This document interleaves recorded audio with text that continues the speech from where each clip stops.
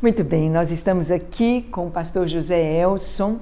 Pastor José Elson é esposo da Sirlene, são missionários em Guiné-Bissau.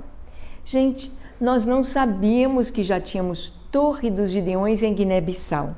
Ele esteve nos visitando a semana passada e nos contou sobre esta bênção tão linda que ele vai contar depois sobre a Torre dos Gideões em Guiné-Bissau.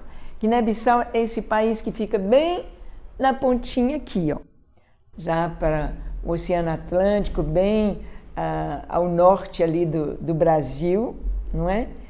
E queremos apresentá-lo então. Pastor José Elson, gostaria que você contasse um pouquinho da sua vida, a sua família e como foi a sua história de conversão e o seu chamado missionário. Amém. É um prazer estar aqui, né? Glorificamos ao Senhor por isso.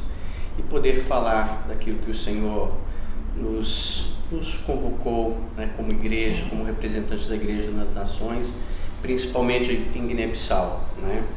E temos 16 anos que estamos lá, mas a minha vida na juventude, naquele tempo, né, culto ao ar livre, era a minha vida, a minha alma, e a gente gostava muito. Trabalhei aqui na região da Santa Efigênia, na Santa Casa, no São Lucas, no Otaviano Neves e também no Laboratório Mobel por 10 anos. Então ali era aquela pracinha ali da Santa Casa, era o nosso campo.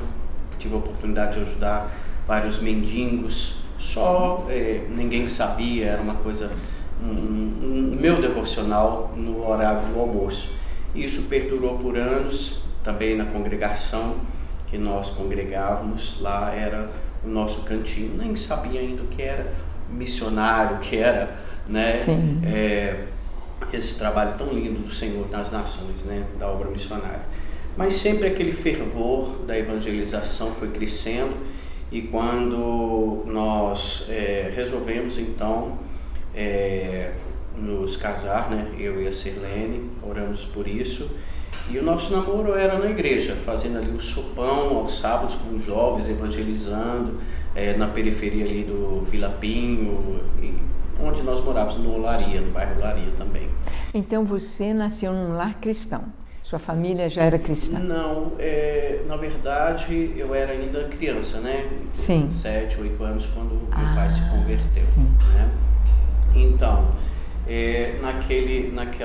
nessa vivência, né, nós namorei na igreja, casamos na igreja, os irmãos que organizaram tudo, nosso casamento foi muito lindo. Então, entrei para o seminário teológico, fizemos, né, o bacharelado, e na área profissional nós fizemos também algumas especializações, né, eles viram, acreditaram na nossa capacidade e nos deram a oportunidade de fazer 27 cursos de especialização, né? Então isso ajudou um pouco na área da saúde. Então, e aí as coisas foram crescendo e surgiu a oportunidade de ser enviado pela igreja. Naquela altura um missionário estava voltando, ele foi, implantou a missão, né, em Guiné-Bissau, e os nossos chamados Deus foi fazendo acontecer, né, como implantação de igreja. Então nós fomos implantar a igreja e o trabalho foi crescendo. Hoje nós somos 17 igrejas, né? E temos 13 escolas, clínicas também, né? Eu exerço essa parte, né? Guiné-Bissau é um país muito castigado, sofrido na área tanto da saúde quanto da educação, e foi a preparação mesmo do Senhor. Interessante, pastora, que naquele tempo eu gostava de caminhar muito, eu corria 20 quilômetros cada dia e tudo, e essas caminhadas aí na África, andando a pé pelas aldeias afora, indo e voltando, né? E depois que Deus foi abençoando, algum recurso foi vindo para a gente ter um meio de transporte, uma motinha para andar nas trilhas, né? E pronto, foi crescendo. Glória o trabalho do Senhor. Já são 17 igrejas, temos 5 famílias que estão conosco, brasileiras, temos missionários nativos, os nossos filhos, que eram crianças ontem, éramos considerados como igreja de menino, mas esses meninos cresceram e hoje são os nossos líderes, já casados, que estão na frente do trabalho também. Que coisa linda. 17 anos que vocês estão. 17 igrejas, 16 anos. 16 anos. Então deu mais de uma igreja por ano. Ficou mais de cruz. Se fizermos as contas assim. Verdade. Que coisa tão linda. Nós vemos como que Deus vem preparando. E é interessante que na nossa caminhada com o Senhor, nós vamos vendo que cada detalhe é uma peça importante para o que Deus planejou lá na frente. Então, este caminhar aqui dentro da Igreja da Assembleia, evangelizando, amando o evangelismo, tendo um namoro também como evangelistas, como missionários, já era esse preparo para essa dedicação. É importante saber isso, não é, pastor? Que Deus nos prepara de uma maneira assim, meticulosa, detalhes. A África precisa tanto da área de saúde e educação. E a sua esposa está na área da educação. Da educação. Eu hoje tenho uma outra pedagoga, né, que trabalha junto com ela, a Aline, Sim. e as outras que são coordenadoras, que estão sempre aí no dia a dia, assessorando essas escolas. E é interessante que no sistema da educação da escola é confessional, né? Então as crianças, é uma escola registrada pelo governo, tudo legalizado, só que tem um princípio cristão. Então as crianças, elas recebem a alimentação da palavra meia hora antes das aulas, tem um mini culto ali, e elas decoram um versículo bíblico. Então desde os primeiros, lá do jardim, do pré, elas vão aprendendo tudo, o alfabeto das virtudes, né, de Deus. E quando ela chega na 4ª série, ela já viveu todas as histórias bíblicas nessas classes e fecha com o ensinamento quem é o Espírito Santo. Então ela já sai da escola com o caráter de Cristo, que é o propósito mesmo da escola. Que coisa. Não só evangelizar e também dar assistência à questão da alimentação, inclusive, que é dada todos os dias na escola, mas o principal é o espiritual, é a formação mesmo do caráter de Cristo. Isso. E são sementes férteis, né? São sementes que já têm produzido frutos, não é, pastor? Nessa caminhada aí de 16 anos. É tão rico isso, você, nesses longos anos. É claro que tem toda uma história, né, de lágrimas, de sofrimento, principalmente porque as nossas travessias para o mar é no mar, né? Então nós navegamos entre 8 ou 9 horas em alto mar para chegar no arquipélago Bijagós, onde nós trabalhamos. Hoje já está estendendo, porque os filhos foram crescendo, precisando de entrar numa escola superior, né, que tem em Bissau. Então a gente criou uma base na capital, onde esses jovens maiores, eles estudam e também fazem a obra de Deus, né? Que coisa linda, que coisa linda. E parece, pastor, que Guiné-Bissau é o último reduto de resistência ao islamismo que vem forte lá do norte da África, né? Essa parte verdade, superior há uma toda. pressão, né, do mundo islâmico sobre Guiné, porque de todos esses países que estão aqui, acima, ao lado de Guiné-Bissau, muitos já são Estado Islâmico, né? Guiné-Bissau é o único país ainda com 1,5 milhão de população que não está totalmente islamizado. Não. 65% é islâmico, né?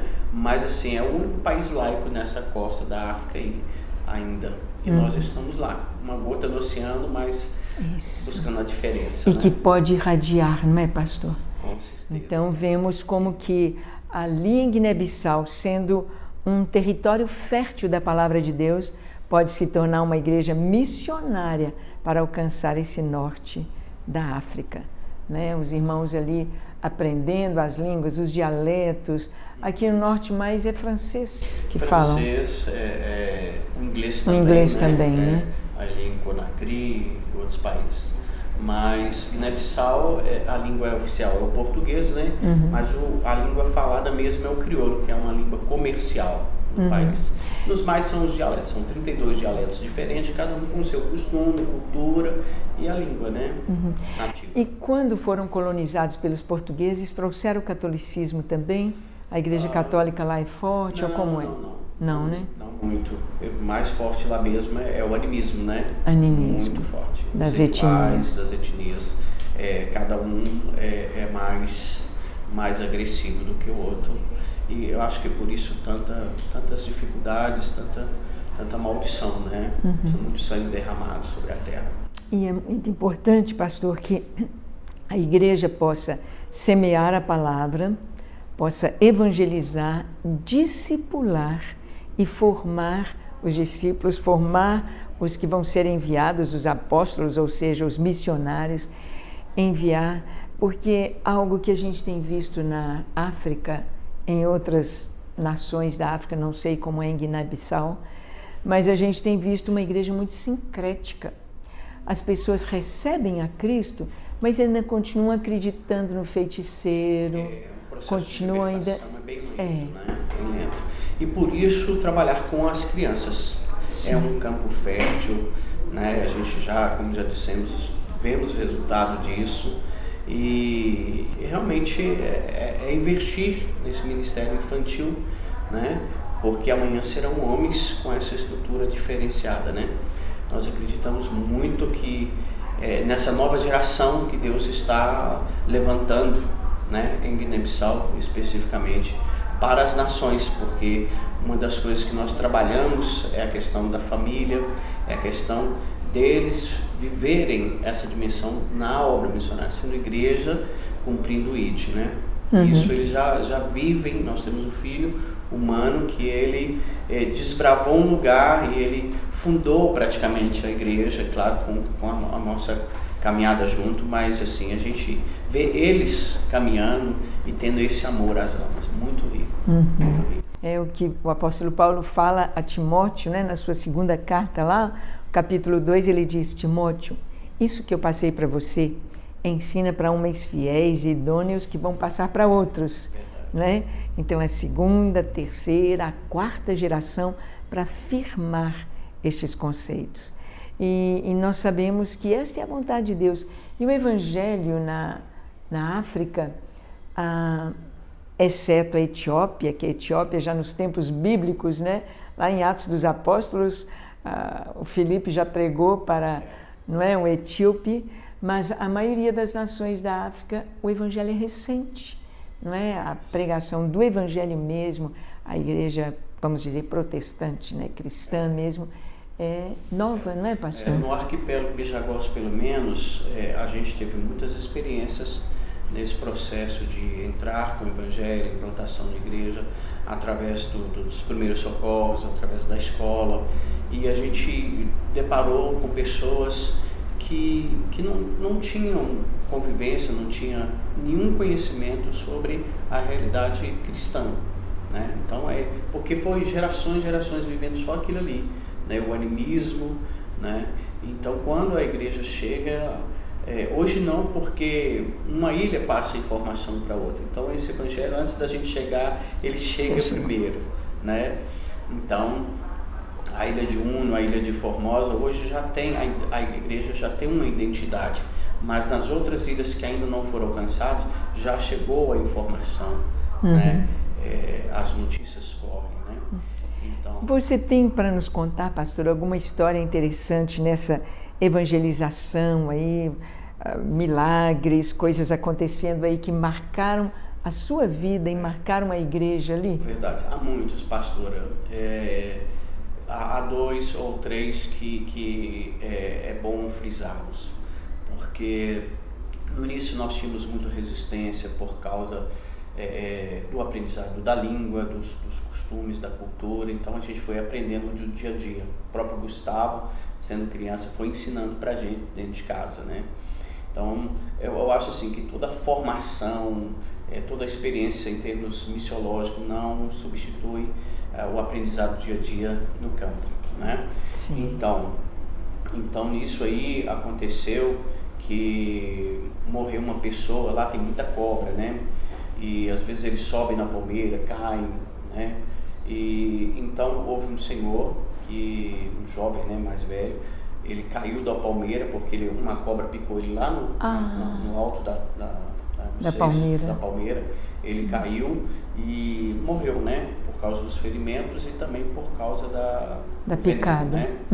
Não teve como socorrer. Lá não tem o remédio também, a vacina. Eles bebem remédios tradicionais para combater o veneno. Então, como foi num lugar difícil, de acesso, ele morreu no meio do mato e eu me prontifiquei na mesma hora de buscá-lo. Então tinha uma motozinha, e nós entramos para a trilha do mato adentro e fomos ali andando uma hora, ou quase uma hora e meia, né, no meio da mata, e pegamos o corpo e eu coloquei ele na garupa da moto, amarrei, né, ele no corpo. Estava quente ainda. Estava quente ainda, então fui segurando ele ali, entrando com dificuldade, porque é muita areia, né, caminhos arenosos, e consegui chegar com ele com muita dificuldade na aldeia, porque ele é um pouco obeso, né, mas conseguimos chegar com ele, enfim. Quando nós chegamos na aldeia, eles ficaram admirados, porque essa questão de morto, para eles, há muitas crenças, muitos mitos, né, que domina ali na cultura. E como eu fiz aquilo, pensando simplesmente em ajudar, em apoiar, né, a família, e aí eles fizeram, os aldeões, os feiticeiros fizeram uma reunião e falaram que a partir daquele momento eu era um dos deles, porque eu sujei o meu corpo, né, com aquele cadáver para ajudar. Então, foram coisas que foram acontecendo, né? Nós estávamos numa aldeia, na ilha de Uno, em Ancamona, e como a gente sempre vai à tardezinha para as aldeias fazer visitas, atendimento, assim, né? Porque às vezes as pessoas ficam em casa, não procura, não vai lá na clínica, mas está doente, só quando fica grave que começa a nos procurar. Então a gente sempre diagnosticou isso e tratava para diminuir o trabalho na clínica também, né? O que aconteceu que nós estávamos na igrejinha, né? Era uma antiga discoteca emprestada, porque era no tempo de chuva, a gente não tinha estabelecido a igreja lá ainda. E ainda havia bastante resistência em aproximação deles conosco por causa dos feiticeiros, que colocavam medo. Se aproximasse da gente, ia morrer, ia ficar doente, e etc. Bom, e o que aconteceu é que nesse dia nós estávamos lá cultuando, poucas criancinhas, né? Entrou umas mulheres dentro da igreja com uma criança na mão. Eu logo vi que era um caso de enfermidade. Geralmente, até hoje, eles levam para Baloba, é o centro espírita, né, para os feiticeiros. Não sei por que cargas d'água eles entraram na igreja com essa criança na mão. E eu sempre andava com uma maleta de medicamento, eu fiquei indeciso se eu medicava ou se eu orava. Eu tenho que orar, né? Eu oro. Então começamos a orar, mas infelizmente aquela criança morreu ali. Eu entrei em desespero com Deus, porque eu fiquei com medo, assim, que as pessoas iam falar de nosso Deus depois. Era o comecinho do trabalho. Isso, havia ainda muita dificuldade em relação à aproximação, né, das pessoas. Crianças, os pais proibiam de ir e tal. Mas aí aconteceu que essa criança morreu dentro da igreja. E nós oramos intensamente por quase uma hora e nada, a criança já estava esfriando, assim, e a gente entrou em uma guerra com Deus. E eu descobri uma coisa, eu até brinco que eu me converti naquele dia, pastor.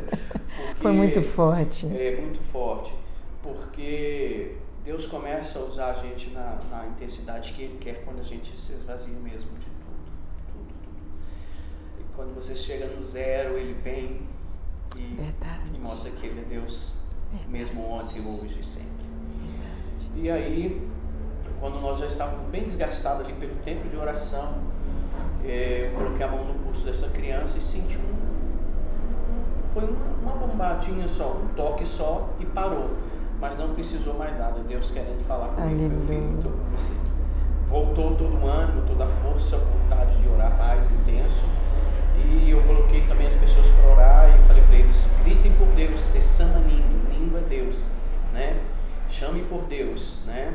E eles gritavam Nindo Sucurã, ou Nindo, ou Deus nos socorra, né? Deus Sucurã, Nindo Sucurã, Sucurã. E aí eu comecei a ver a pulsação daquela criança voltando. E ela voltou ali. Então, pastora, Deus é lindo. Aquela notícia se espalhou por todas as ilhas, principalmente dentro das aldeias, na ilha de Uno, e as pessoas começaram a nos procurar para orar, ter mais confiança, mesmo os feiticeiros. Que coisa linda. E aí o trabalho começou a fluir, a crescer. É interessante, Nós sabemos que na África há muita feitiçaria. Então, o poder de Deus manifesto, trazendo cura, ressurreição de mortos, milagres, é muito importante para que venha credibilidade no Senhor. E não há Deus como nosso Deus. A quem me comparareis, diz o Senhor.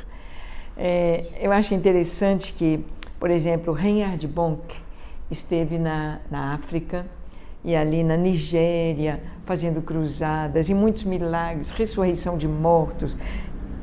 Pessoas que eram paralíticos começaram a andar, cegos a enxergar, e nasceu ali aquela igreja tão grande na Nigéria, que hoje é a maior do mundo, a igreja ali de baixo. Temos lá na Coreia do Sul também, mas ali na África é a maior. E aí o Reinhard Bonk esteve aqui em Belo Horizonte, não sei há quantos anos, acho que uns 3 anos atrás. E o pessoal reunido ali na praça, e ele foi orar pelos enfermos, mas não houve manifestação de milagres, de poder, como havia na África, na experiência dele, na história dele. E nós entendemos exatamente isto, os sinais. É sinal para a salvação. Aqui no Brasil, todos já sabem quem é Jesus, que é o Filho de Deus. O Brasil foi cristianizado, tem sido evangelizado pouco a pouco, mas a gente vê que na África é tremendo, porque é uma batalha espiritual constante, não é, pastor? Muito grande. Constante. E, inclusive, pastora, lá a questão do islamismo, né, muito forte, então eles raçam quase o dia inteiro, 5 vezes ao dia, né, são as regras deles.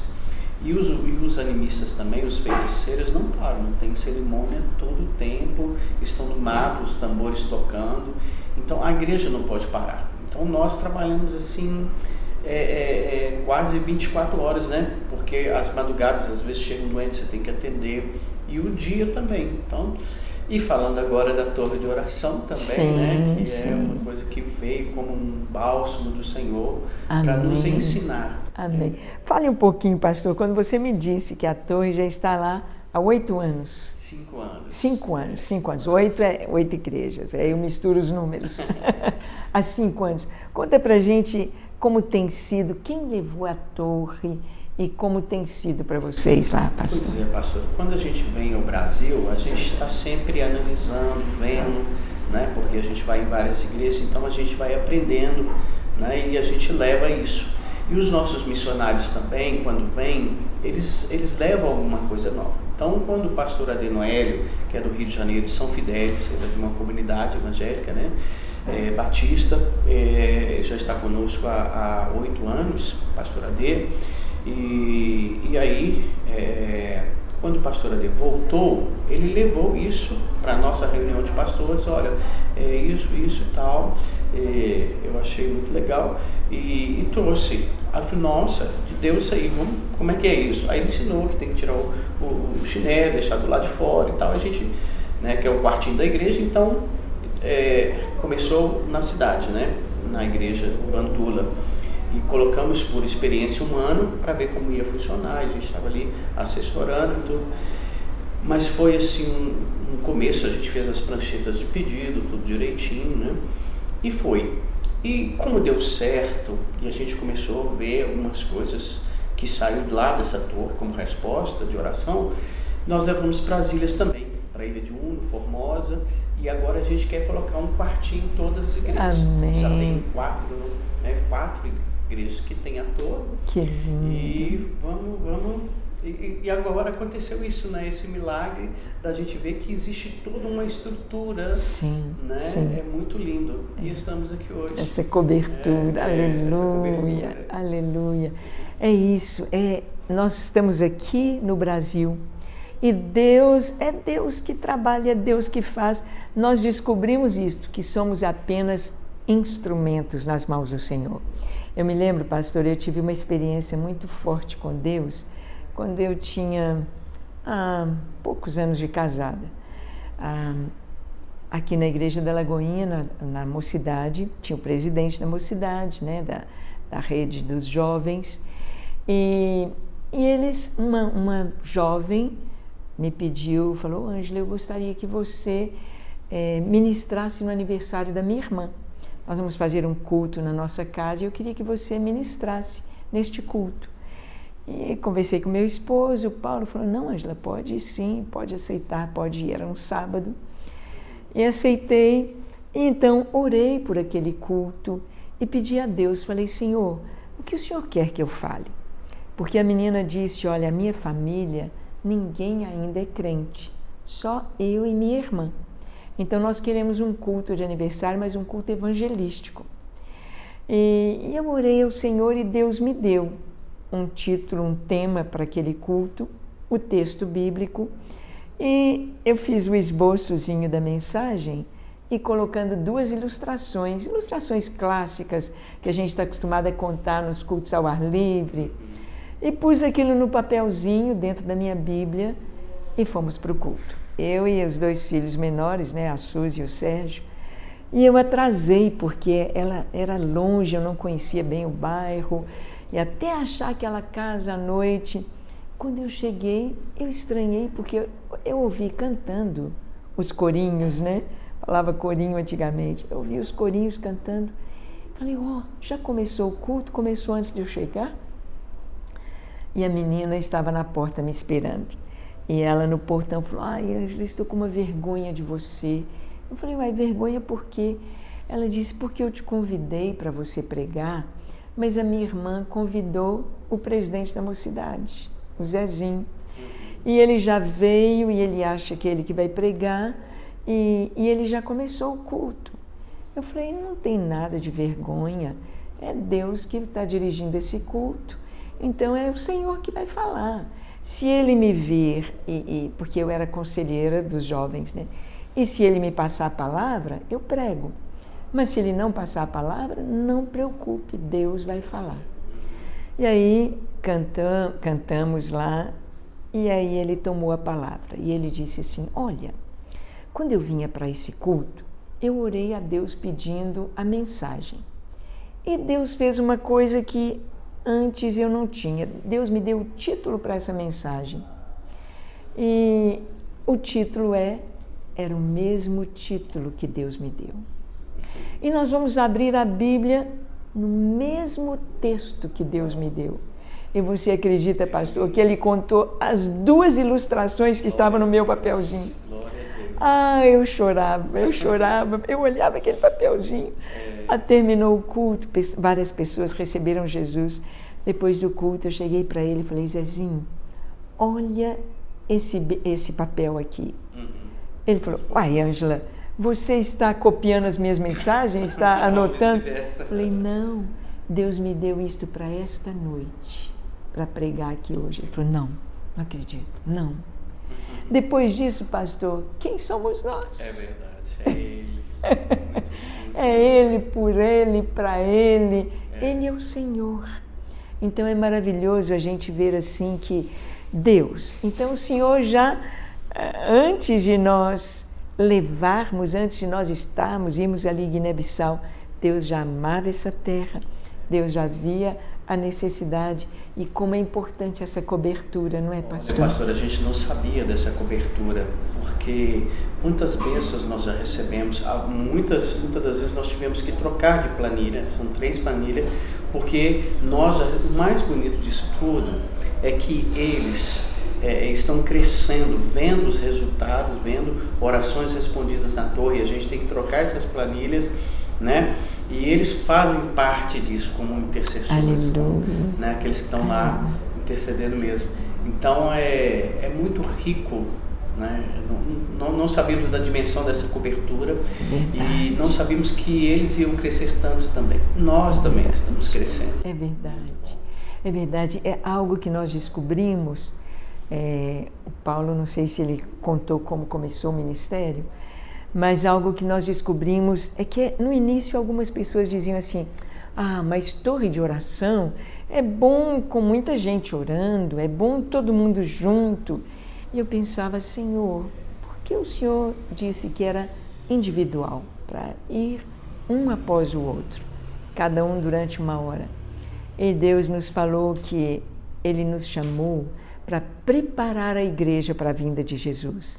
E não tem coisa melhor para preparar a igreja do que colocar a igreja para orar. Porque quando você está reunido com os irmãos, é gostoso demais. A gente ora, o fogo cai e Deus abençoa. Mas depois da reunião, todo mundo vai embora do mesmo jeito que é. Aquela esposa não é submissa ao marido, aquele marido não ama a esposa como deveria, aquele filho não é tão obediente. Mas quando você fica 1 hora, você e Deus, não tem jeito de sair dali do mesmo jeito. Pastora, é tão lindo isso que 1 hora de tempo passa tão rápido. Né? Você só de seguir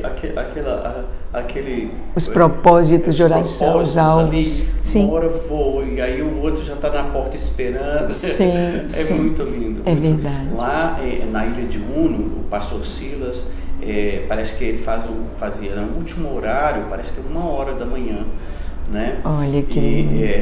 Em Bissau, na igreja lá, na base, nós conseguimos ir até meia-noite. Que lindo, né? Glória a Deus. E eu acredito, o nosso propósito é fazer as 24 horas, né? Vai chegar. E eu quero agora, no nome de Jesus, é uma coisa que já teve desde 2 anos atrás, quando eu estive aqui no Brasil, é implantar também os Gideões Mirins, ver as crianças orar. Amém. Porque são muitas crianças. Amém. Olha, na escola dominical, hoje, contando as 17 igrejas, nós temos matriculado mais ou menos 3.000 crianças que recebem a palavra de Deus aos domingos.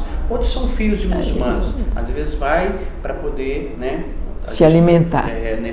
Tem 12 anos que a gente dá a merenda escolar, ou a merenda da escola dominical. Sim. E aí os pais não deixam ir na igreja, mas deixam ir na escola dominical porque vão se alimentar. Mas a palavra de Deus, transforma e fica, não volta vazia. Vão crescer com ela.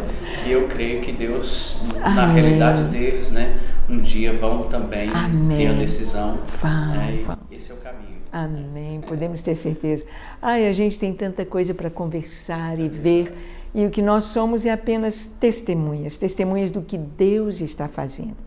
E você vai poder ver um pouco aí desse trabalho tão lindo que Deus tem colocado nas mãos do pastor José Elson, dessa equipe tão linda, sua esposa, e nós vamos ver a glória de Deus usando Guiné-Bissau como um farol. Está bem ali às margens do Atlântico, né? Estão ali nas ilhas também, como um farol para toda a África e para espancar as trevas deste norte da África.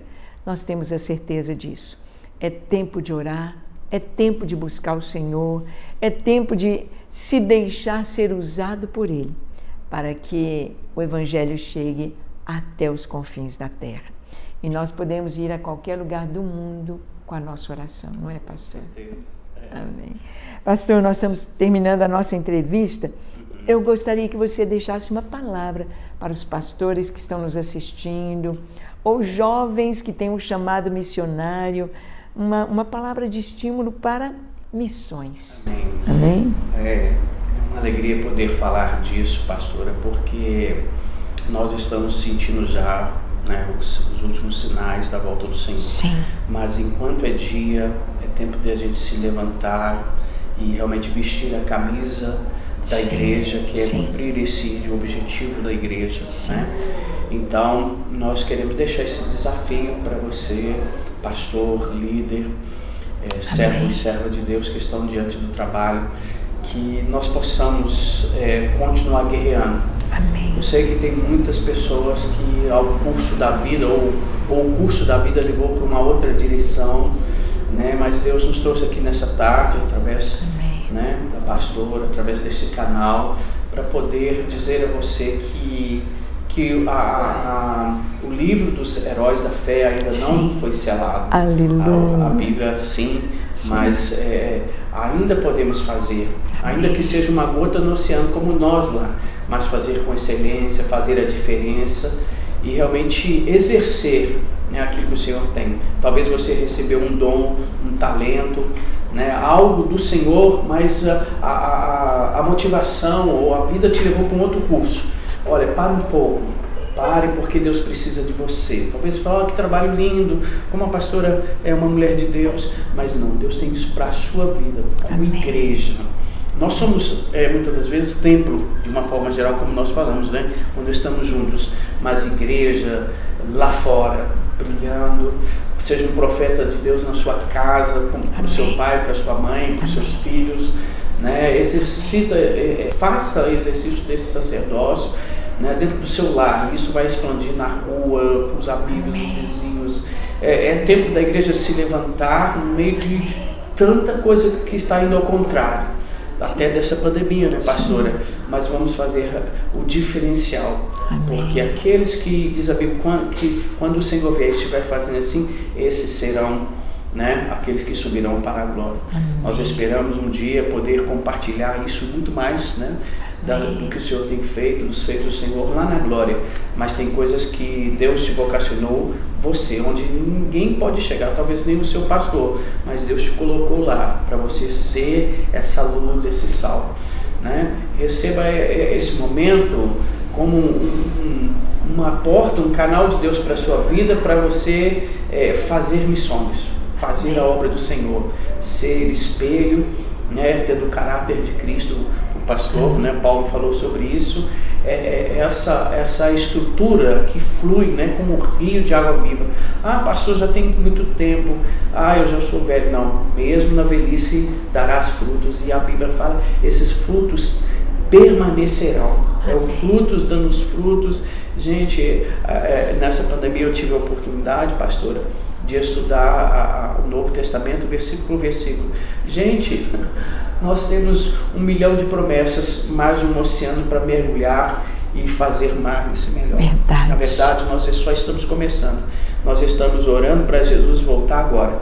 Mas se a gente olhar como igreja, tem uma multidão lá fora que precisa de um calor humano, calor do Espírito, que precisa de uma palavra, e talvez só você pode chegar onde outros não vão chegar. Amém. Que Deus abençoe a sua vida e põe-se em pé, né? E trabalhando, né, pastor? Porque a pesca maravilhosa de Lucas 5, né? Fala que Jesus, quando chegou ali na praia, eles estavam trabalhando já desanimados, né? Desmotivados, decepcionados, mas quando Jesus chega, tudo muda. Tudo muda. Que não era possível se torna possível. Você vive essa dimensão e mergulhe no oceano do Espírito Santo e vamos depender mais dele, porque é ele que faz, né? Glória a Deus, glória a Deus. Tome posse dessa palavra e vamos conosco até os confins da terra. Você pode ir com seus joelhos, você pode ir orando, você pode ir contribuindo missões. A gente precisa da contribuição, precisa dos recursos, principalmente esses países tão pobres. Tudo é tão caro, a passagem é tão cara, mas Deus usa e Deus quer usar você para contribuir, para orar e também para ir. Então deixe o Senhor te usar. Pastor, muito obrigado. Deus abençoe o retorno de vocês. É uma honra conhecê-los. Amém. Glória a Deus. E fazendo parte dessa torre agora também. Isso. Amém. Sejam cheios do Espírito Santo, cumpram esse propósito com alegria até aquele dia glorioso que está bem perto. Amém. Interceda por nós, você também. Ore por nós.